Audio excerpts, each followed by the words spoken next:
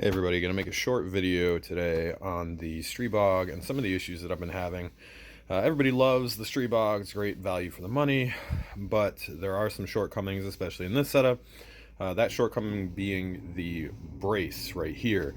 The unfortunate part about these braces is even though they're nice, you can see right now there's a bunch of wobble in here. So today, we're actually going to work on taking care of that.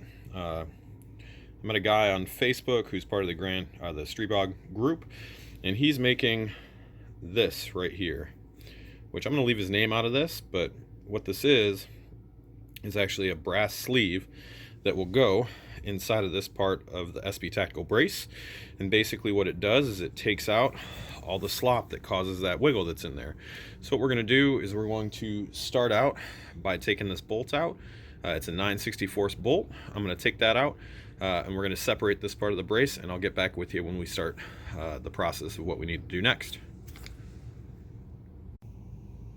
Alright, so I'm back with you, and what we are going to do now, and unfortunately I can't videotape it because YouTube says you are not allowed to show the modifications to the gun, but what you have here is basically the hole that goes through to attach the brace with the bolt being right here.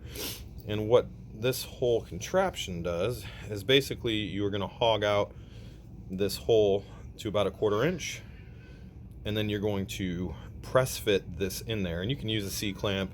I'm probably going to use a bench vise, but there's a number of different ways that you could probably get it in there. You might even be able to get it in by taking like a brass mallet and just tapping it in. This is brass, so just be careful about that. The gentleman that did this, actually, you can see he machined channels into this so that you can actually apply either super glue or epoxy or anything like that to make sure that it's nice and secure in here. And essentially what happens is you take your bolt and it fits beautifully in here and basically makes it to the point where you won't have any slop in the actual brace anymore, so you lose that little bit of wiggle. So I'm going to go ahead and press fit this in, and when everything's back together, I'll show you that there's no more slop. Thanks for watching. Alright everybody, we are back. So I want to show everyone this. This is the brass fitting thrown into the brace. And what I chose to do is I actually used some JB Weld epoxy, then just put the epoxy into the grooves, and then basically used a combination of a C-clamp to get it started, and then a bench vise to press this in. It's actually a pretty tight fit once you drill that 1/4 inch hole out. And then what we're going to do next is just throw the bolt back through, and we're going to test out and see how well this actually worked. So we'll get right back with you. Alright, so we're back. I finished installing this, and the nice thing is now is I was able to make this actually a lot more rigid. I'm sure it'll wear in over time, but since you're not actually clamping down on just the plastic anymore, you don't have to worry about crushing this because you've actually got that brass sleeve that's inside of it.